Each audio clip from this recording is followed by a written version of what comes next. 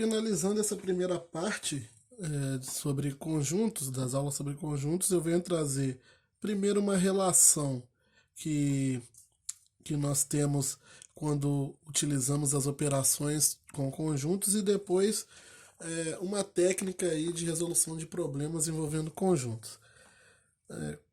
Então nós sabemos que temos lá a operação de união, então a união com B, e nós temos também a operação de interseção, que é a interseção com B. E conjuntos nós sabemos que uma das coisas importantes de se fazer em conjunto, nós vamos saber por que quando estiver resolvendo exercício, é você conseguir calcular quantos elementos tem dentro de cada conjunto. Então, como que eu calculo quantos elementos tem dentro de um conjunto união e dentro de um conjunto interseção? Por exemplo, o da união vai ser a soma dos elementos dos dois conjuntos, já que eu estou juntando tudo de todo mundo. O da interseção eu vou subtrair. Não é exatamente isso, existe uma relação envolvendo essas duas operações aqui, que é a relação quando eu preciso calcular o número de elementos de um dos dois, eu posso usar essa relação caso eu tenha todo mundo aqui que está relacionado, que diz o seguinte: o número de elementos da união de dois conjuntos será sempre igual. O número de elementos, vamos supor que eu tenha um conjunto A e um B. Então vai ser sempre igual o número de elementos do conjunto A mais o número de elementos do conjunto B menos o número de elementos da interseção desses dois conjuntos. Por que que acontece isso? Porque não é simplesmente somar, porque você tem que lembrar que quando você está lá fazendo a união do conjunto A e do conjunto B, você não pega os termos que se repetem. Só que se você simplesmente somar o número de elementos de A com o número de elementos de B, você vai estar somando aqueles caras que se repetem, que são os elementos da interseção. Por isso que você vai lá e subtrai a interseção, o número de elementos que tem na interseção, para subtrair esses números que você está somando duas vezes.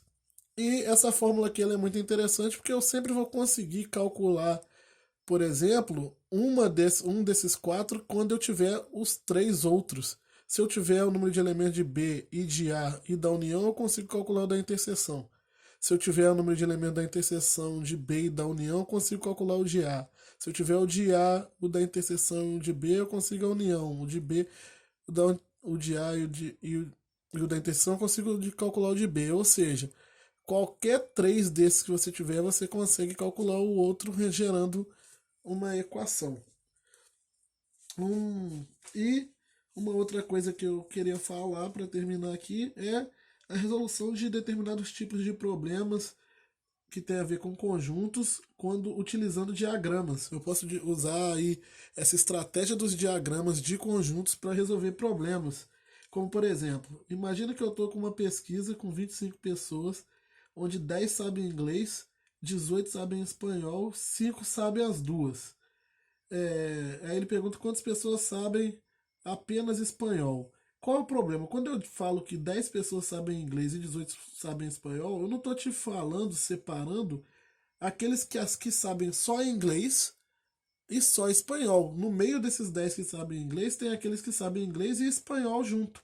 E no meio desses 18 que falam espanhol, tem os que falam só espanhol e tem os que falam espanhol em inglês.